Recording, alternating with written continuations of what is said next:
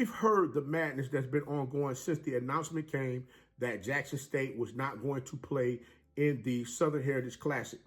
And many people have been very upset at the fact that Jackson State pulled out of the game. Not only how they pulled out the game, but why did they pull out the game? And guys, I'm going to tell you right now, in the previous video that I showed you guys, I gave you a breakdown of the numbers as far as what all was being paid out to both teams for a 30-year period. Remember, both of these teams did not play all 33 years.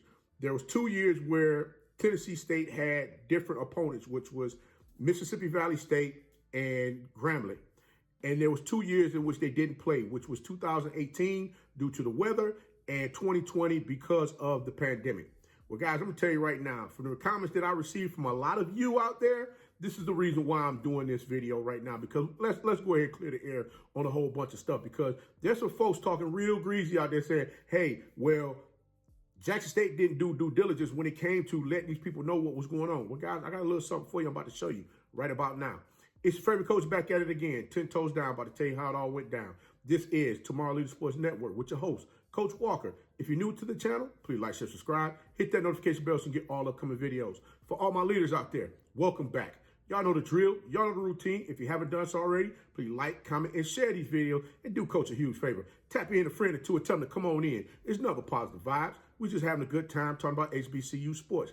And don't forget, you can follow us on social media. The links are listed down below in the description. So without further ado, we're going to go ahead and get into this right now, because when you hear folks talk about, hey, guys, the numbers don't look right, you know, you didn't really do that, you didn't do all of the research that you need to do to find out what was going on. Look, it made me dig a little deeper. I'm going to be honest with you, because of the fact that I'm like, when I look at the numbers as far as the payouts of what was going on, roughly Jackson State and Tennessee State was getting anywhere between like 170, 180,000, and maybe 230,000, somewhere in that range. Now, I know that number may have increased now to maybe like an additional 100,000, and that's all well and great. But what I'm saying to you is I'm basing that off of the years in which they played one another, according to the numbers that was put up on the internet by whomever that put them up there. I didn't come up with the numbers. These are the numbers that were there. But there's a lot of folks that's trying to figure out, okay, hey, coach, which side do you stand on? Do you stand on the Jackson State side? Do you stand on Tennessee side? Well, I'm going to be honest with you guys. I stand on the side of doing things decent and in order. That's the side I stand on. I stand in the middle, because the simple fact is these are two HBCUs that are looking to have some type of gain from this game of them playing one another.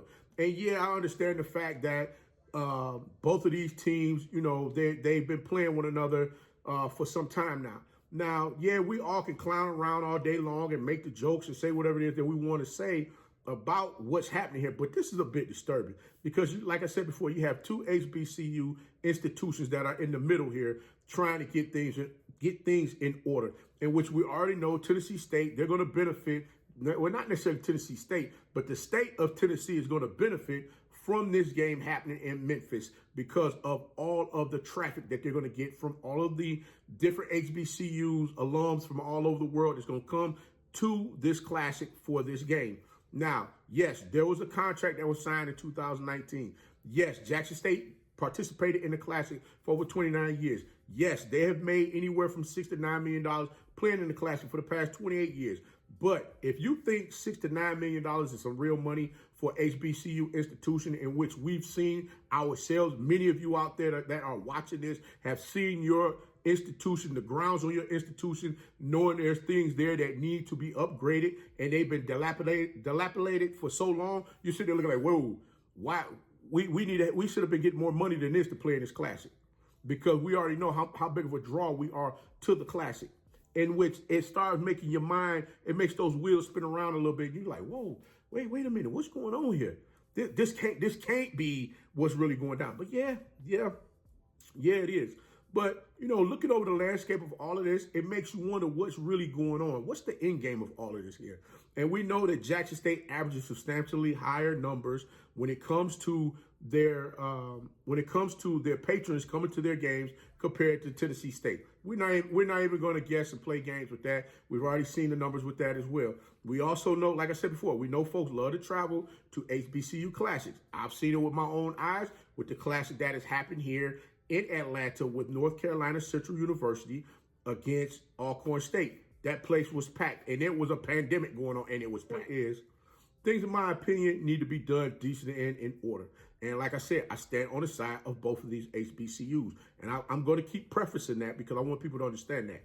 Because I just want to make sure that both institutions get their fair share as far as the monies that they deserve for participating in this classic.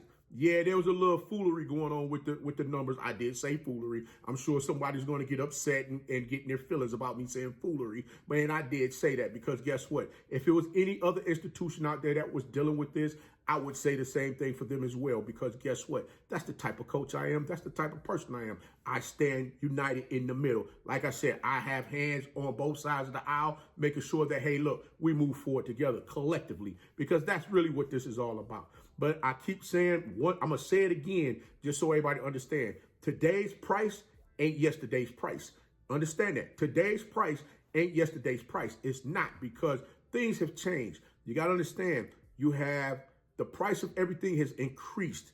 So things have increased substantially over the years. So I'm just saying, let's take that into consideration as well. Let's look at a wide gamut of everything that's out there for us to really see. Like, wait a minute, guys, this can't be right. This can't be legit. But you know what? The biggest thing that I have, the biggest issue I have here is the fact that when these contracts were signed before in the past, whomever signed these contracts really didn't look at the brand itself to understand the brand's worth, the brand's value. That's what this is all about. And we got people all the time love to play with their brands and don't quite understand what their brand is really worth.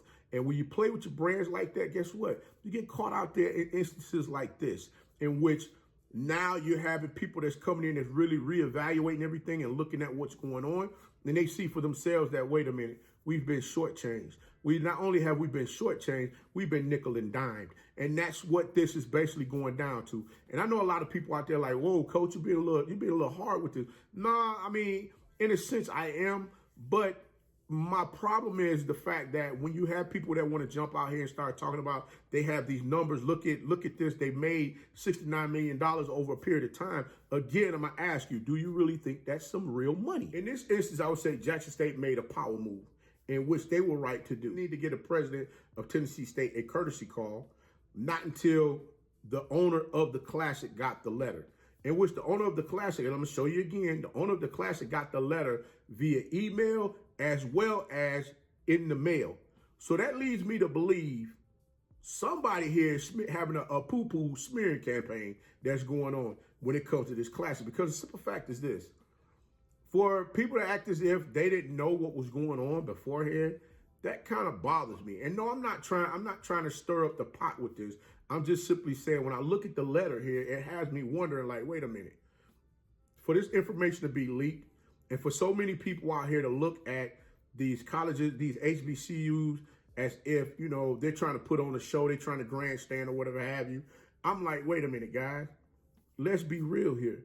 If you went to either one of these universities, either one of these HBCUs, how would you feel if your HBCU was being smeared like this? You know, on a smear campaign like this, you know, it's that type of thing. But, you know, like I said, if you look closely at the letter, it states, we're severing ties from participating in the Classic. Yes, the Classic will happen this year, and it will be the last. Yes, Jackson State is continuing to keep giving the gift that keeps giving, because of the fact that here they are, they're going to play in this game again. And again, like I said, there's a lot of folks, like I said, the comments don't lie. You got a lot of people in there talking, I wouldn't play this game.